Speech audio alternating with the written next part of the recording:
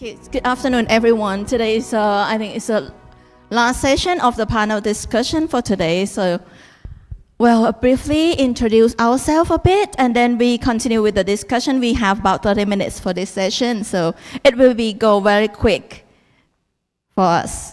Please, Maya. Thank you. So my name is Maya Madkour. I am a positive psychologist and speaker by profession, author, and soon-to-be video podcaster. It's a pleasure to be here again. Hi, good evening, ladies and gentlemen. My name is Rachit Pant. I'm CEO Hedge and Sachs. Hedge and Sachs is an asset management firm based out of Luxembourg, Dubai, Mumbai, and London. So our expertise lie in financial advising and real estate. And good evening, good afternoon to all. And my name is Cristina Ceccato. I'm from Italy. I'm a CFO. And I'm an innovation manager, and I think that innovation is something that is disruptive and is my mission. Yeah, well, actually this session, what we are going to talk about is about inspiring visions for the future of investing, lessons learned from us, what we have learned.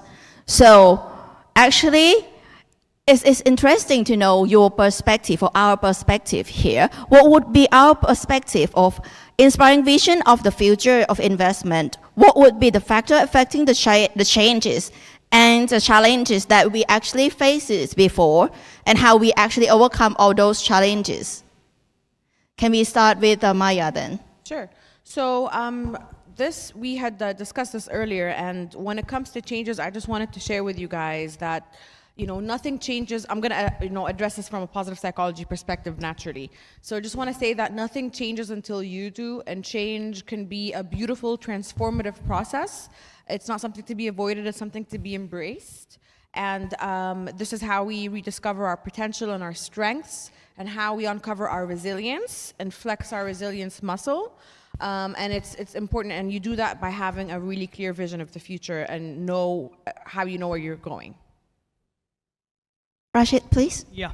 As per my perspective, I strongly believe, as we all believe, and we are living in a technologically freak world. So, as per the records, we can see technology would be the inspiring vision for the future, as technology has outperformed the past 2 decades, and I can say it has shown us the growth about 50 to 60%. Right, and other factors, I think the EV sectors and the AI, far more, the hotter topics nowadays. And I personally believe, by seeing the current scenario, how the world is changing due to the climatical conditions and all those things, I believe the sustainable projects like solar energy and projects related to energy conservations will be taken in the consideration part. And sorry, what was the later part of the question? The challenges that you have faced and how you overcome it. Yeah, since we started our journey, we were challenges are the part of life. You don't have any life and you don't have challenges. So being a leader, you should take challenges as, I think, as an opportunity. The true leader is the one who takes challenges as an opportunity. And since the day we started, we were already in COVID, and we started with COVID. So that was a major challenge for the world. And as soon as the pandemic was, we were just calculating the aftermath or after effect of COVID-19. Then suddenly the Russia-Ukraine crisis came, and it was a big hit to the world economy. And after that, you can say everything keeps on coming, gives you the turbulence in the economical market, like trade wars between 2 big economies. And the most recent I can recall is that the past few weeks, the recent one was the collapse of Signature Bank, or the Silicon Valley Bank in the USA. So these turbulences hit the world economy, and to overcome these things, what we in Hedge and Sachs, or what I personally feel is, this shakes the confidence of the investor. So what we personally feel is that to regain the confidence of the investor, it's very important you guide, you mentor your investor, or you just give them the final financial literacy. So as part of this, we back a few months back in Hedge and Sachs, we also launched our one product that is called Investor, in which we are just mentoring, guiding the ladies, the urban ladies basically, who has savings but they don't have the financial knowledge to invest the money. So what the criteria is in that, what we just try to teach them, guide them, so that they can make their first financial move in the financial industry. We don't say anything that you just invest. We just teach them the financial literacy, and they by their own, they make their own first move towards their financial journey. So yeah, this is the, I can say to conclude that these are the challenges we faced. Yep, thank you. And Cristina, please. But in my perspective, I think that we are in these 2 days, we have been talking about environmental, social, and government, so the ESG, and we have talking about sustainability. So the future of the investment is related exactly to sustainability. So a lot of projects will be financed if they meet this, but there is something, because when we talk about this, the sustainability, we think about multinational companies, but there are a lot of small, medium enterprises, and in my opinion, and I have managed a lot of finance department in small, medium enterprises. I think that they are not prepared. So the investment, before thinking to sustainability, we have to think to digital transformation. Because sustainability, it means information. It means that we have to supply a lot of data. And data is another word that we have heard in these 2 days. Data, it means information, it means knowledge. But we have to acquire information in real time. And to do this, we need tools. And so we have to, the companies, especially the small companies, has to invest a lot in this. We have heard also that communication is important, so the connection.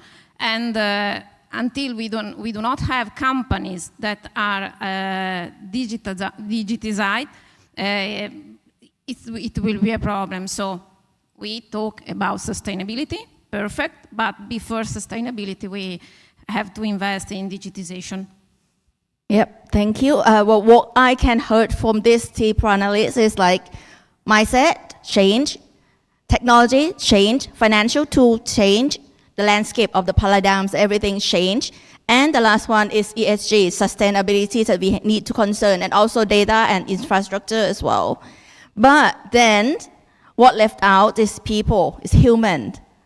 For me, inspiration, the things that inspire me most is human, because we have creativity. We are different from AI. We're different from the machine. We have creativities, we can network, we can collaborate with each other and create something that is an innovation that is actually help us to be better. Digital doesn't mean technology. It's not equal to technology, but technology actually just a part of it. So it's a key enabler that we can, it help us to do things better, more effective, faster. So those kind of things is inspiring me. For the factors that will affect the change and challenge that I have faced, it's all about people. If you have money, you can buy technology. But if the people or your employee or your customer didn't adopt it, it's useless, it's waste. So don't spend money on things that no one gonna use. So user experience, user interface need to be designed and considered that it will be fit your customer, as considered to deliver value to them. So that's the things that is actually what I'm thinking of and inspire me for the future of the strategies that we should focus on. Not just only this topic that we discuss on, just to add on that. And then all other landscape is changing, the paradigm shift, and we can work anywhere in the world. Today, you come from Africa, you come from India, you come from Australia, you come from New Zealand, and you join the stage here. We come together here so we can join our hand together and make something good for our world, something like that. Right?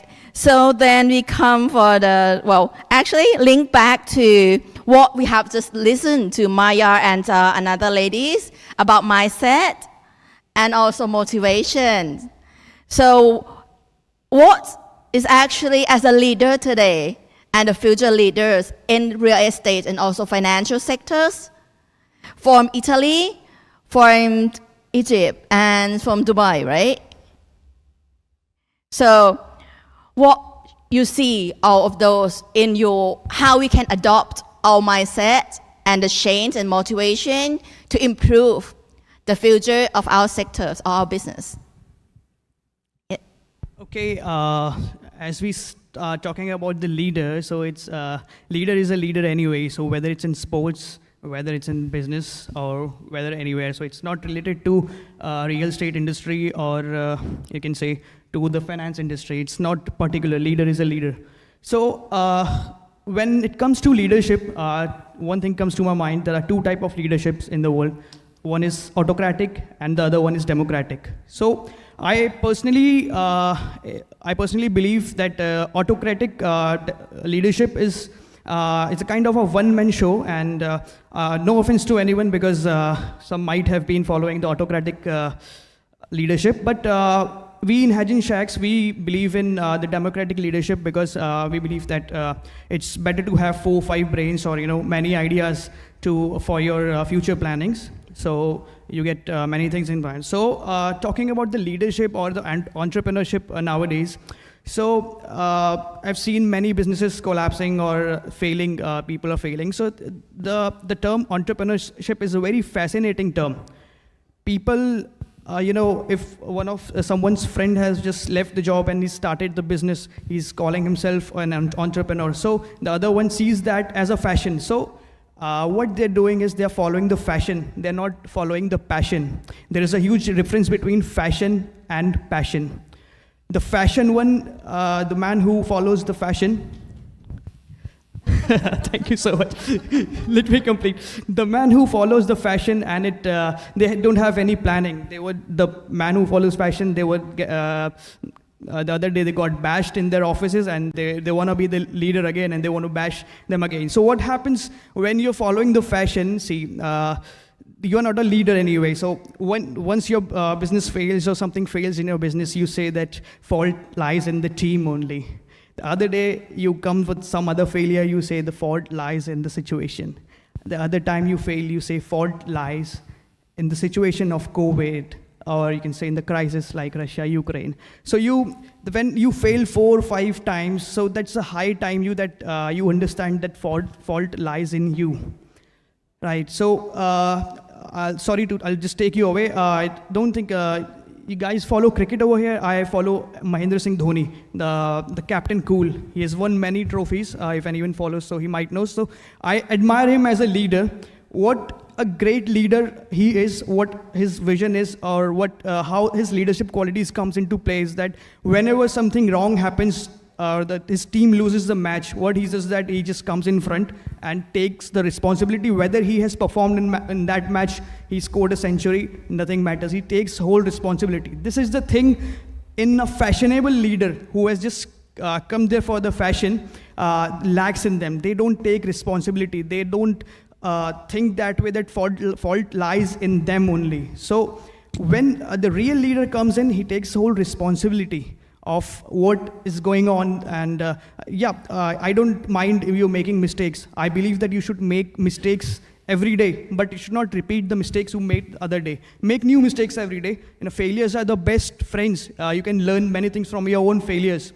So that doesn't matter. The thing that matters is you recollect yourself, you analyze yourself, what went wrong, then shape up again and collaborate, do it again, bounce back in a bigger manner. So the question was what mindset a leader should connect, whether it should be what was that your mindset? Sorry? You were talking about the mindset, right? The questions is about mindset. Yeah, so no, the word that you use in the question. The word that I'm inspiring sessions with mindset and motivation, growth mindset, Sorry, leadership style. yeah. So sorry, I misinterpreted the question. Yeah. So at the conclude, I would like to say the leadership styles. So yeah, we follow the democratic one and conclude the question. Thank you. Thanks. It's actually like learn fast. We fail fast and learn first, and then we improve what we actually doing it, right? That's what you try to say, right? That was saying, right? Okay, that's good. You already answered that questions, capture it. And then we listen for Cristina then. But in my opinion, I think that leading a finance department, to be a leader, it means that we have to pay attention to people.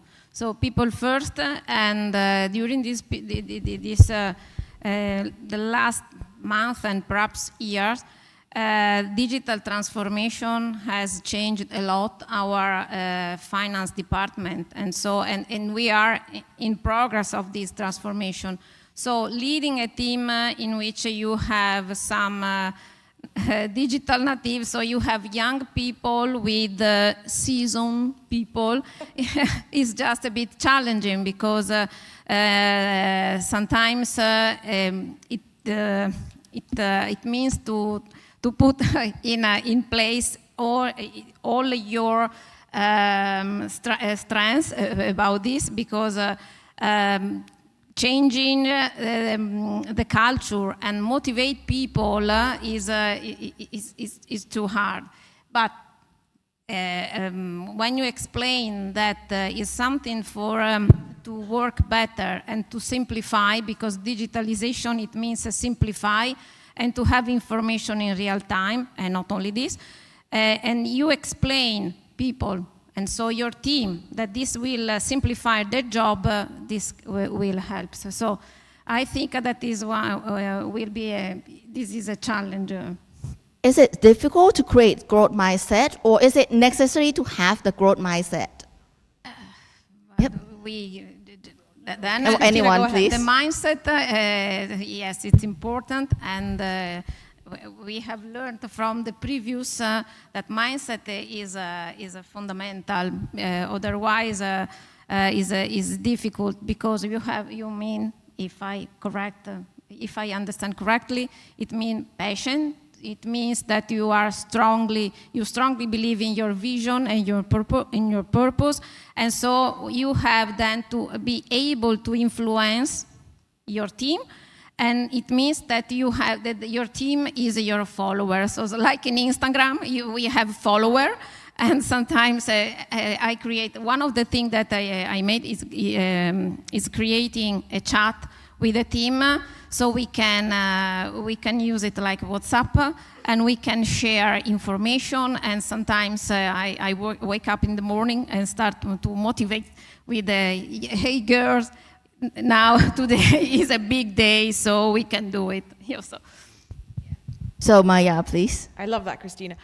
So I think when it comes to leadership, there's several points that I want to share with you guys today. I think that, first of all, I'm a big fan of servant and authentic leadership. I think servant leadership is, oh, thank you, appreciate that. I think servant leadership is a beautiful thing, and I think authentic leadership is also a beautiful thing, and I think that you can immediately spot it. It's something about people's aura, something about people's energy, something about people's mannerisms, something about people and how they interact with one another. You can immediately spot an authentic and a servant leader. That's the first thing. Secondly, I think there's a little leader that resides in each and every one of us. I don't think leadership is reserved for CXOs or for founders or for entrepreneurs. I think each and every one of us as human beings were endowed with the capacity to lead. It's just a question of figuring out what that little thing is that you were born to lead through. And speaking of growth mindset, I just want you to visualize a little sort of diagram, kind of a little bit like a Venn diagram. Picture a small circle, that's your comfort zone. And then picture a circle a little bit bigger than that, that's your fear zone. And then picture a circle a little bit bigger than the fear zone, that's your learning zone. And then picture the biggest circle of all, that's your growth zone. I think as founders and CEOs and entrepreneurs and leaders and as human beings, I think our journey from birth to death, and excuse me for saying the D word, but it is part of the life journey. I think that journey is all about figuring out how to get from the comfort zone to the growth zone. It can be a very daunting, scary process, but I think once you start initiating those steps and inching your way from the growth, from the comfort zone, a little bit into the fear zone, taking those first baby steps, and then venturing into the learning zone as you learn new things and acquire new skills, and eventually making it to your growth zone, that is a beautiful thing. And as you start doing that, you're gonna start conquering your Everests. You're gonna start conquering your stretch goals. You're gonna stretch yourself as a CEO or as a leader, as a CFO or as a founder. And then guess what? You're gonna find a new peak to conquer. And then after that, you're gonna find another peak to conquer. And that is the beauty of it all. So it's, let's say like this, if we fail, we learned it. So we actually stepped out of our comfort zone, right? And then we're starting into fearing zone and then going up and to growth zone. But actually, do we really need the growth, like a growth mindset all the time? Who's gonna answer that first? I think a growth mindset, so in preparation for this panel, I went through my old master's notes to refresh my memory because I had forgotten this. Carol Dweck is a Stanford professor who, in the US, who has she's the authority on growth mindset. All growth mindset really is, it's a buzzword, right? And it may seem like this really sort of sophisticated terminology. All growth mindset is about, it's just a belief in your innate abilities. It's just a belief that, hey, if I work hard enough, if I sweat, if I have grit, if I keep trying, if I fall 7 times and get up 8, if I persevere, if I don't let anything stop me, I will be able to thrive. That is essentially what it's about. A fixed mindset is the exact opposite. It's believing that those are my innate abilities, I'm born this way, I'm probably gonna continue living this way, and there's nothing that I can do to improve. All growth mindset is just about the fact that as you exert more of an effort and as you invest in yourself and as you spend more time learning from your mistakes and iterating and growing and tinkering here and tinkering there and, okay, I made a mistake here, I'm gonna fail forward, I'm not gonna let anything stop me, I'm not gonna let negative feedback stop me, I'm not gonna let apathy stop me, I'm not gonna let complacence stop me. That's essentially what it is. It's just having a growth mindset and believing in your innate abilities and working hard in a sustainable in a sustained way to where you're able to keep progressing. That's essentially what it is. Rachit, please. Regarding the growth mindset, in a leader, I will not say that it's the most important part or something, blah, blah, blah. If you don't have a growth mindset, you are not a leader at all. You are just an individual who is hanging around without a growth mindset. So I just have to say this much for the growth mindset part. And yes, for sure, we have to stay always in growth mindset because growth mindset, it means outside comfort zone. It means that you have try and try again, and sometimes you fall and sometimes you fail. And you have to redesign the idea and you have to change and to be adaptable because you have in mind something, then you want to change something, but during the path you can find something that it was not that you haven't predicted. So you must be quiet and you can redesign. So Yeah, so actually like what we say to you guys is like, we need to learn and don't stop learning and scale up our business.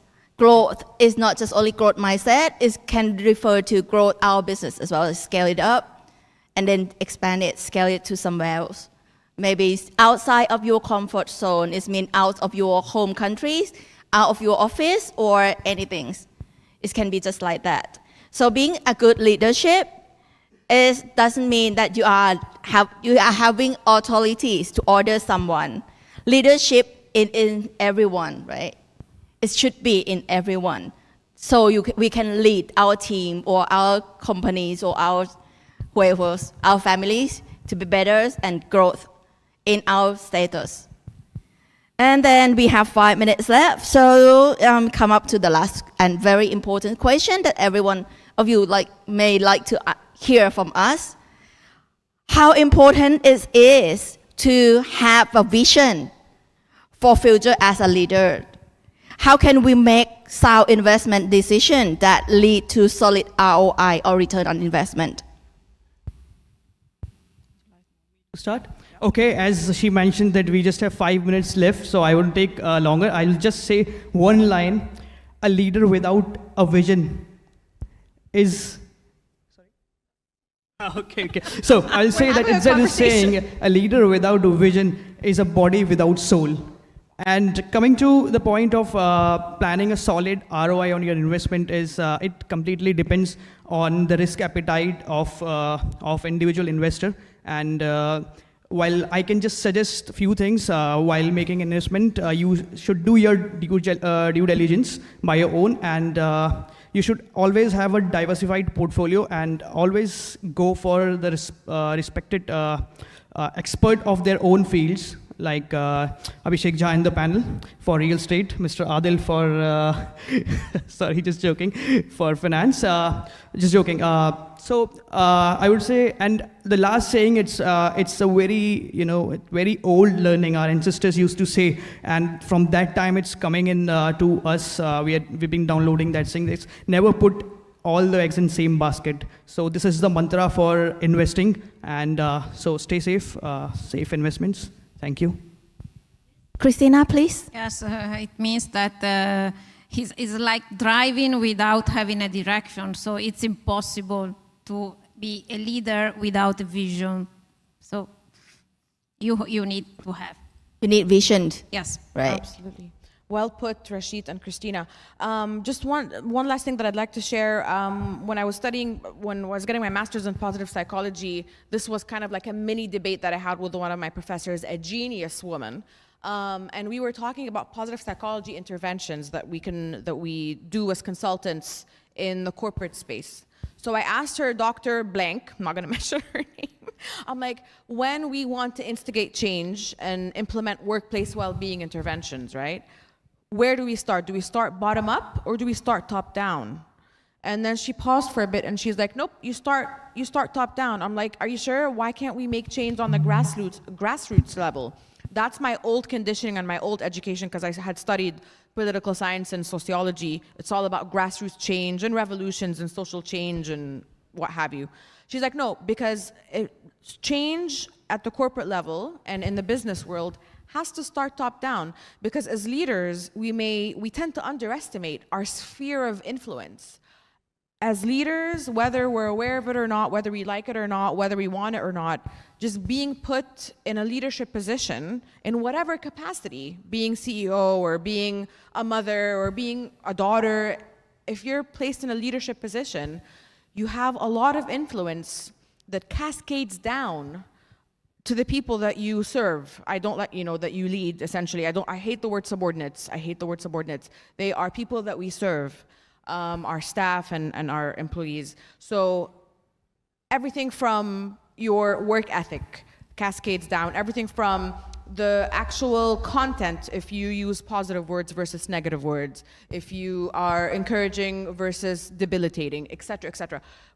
Everything that we do as leaders cascades down in incredible ways to our teammates and our team members. So that's just something to be aware of, because with great responsibility, we need to be, with great freedom comes great responsibility. That's a quote, I forgot. It's by a US president, I forgot who he was.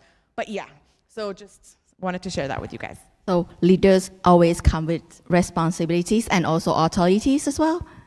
But sometimes we are in the position of leadership, but without authorities. So that you need to be able to make an influence or create influence without authorities. That the things that come with something that is very like negotiation skills, and also some other skill that leaders need as well. But for me, to answer is like without vision. That's interesting. I never seen any successful company without vision.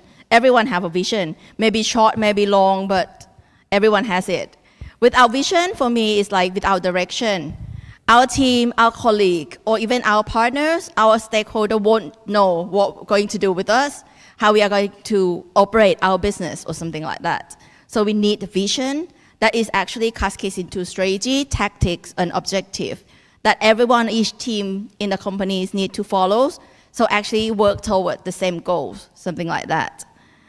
So in these eras, in digital as usual eras, everyone can try mobilities to anywhere in the world. And our customers changing every day by days, anything, anytime, everything, every time that they learn something new. So they change. So that the challenge and that the things that we actually to live with and to see as a leaders and catch up with all the data that we get from either digital platform that we have, or if we don't, research. Go back to the very old stuff that we have, the research, just only research paper, you can get data out of it, like customer data, market research, and things like that. So it could be a good start from that. It's time up. Time's up. So any last word that would you like to say to them? No? Okay, thank you. Yep. Sorry, I want to say lead from the heart and be authentic and be yourself. I think we live in a cookie cutter, social media driven world. I think it takes great courage as a leader and as an individual to be your true authentic self, and don't ever be afraid to be that in this world. Thank you. Thanks, Yes, Maya. yes. Cristina? And don't forget the heart.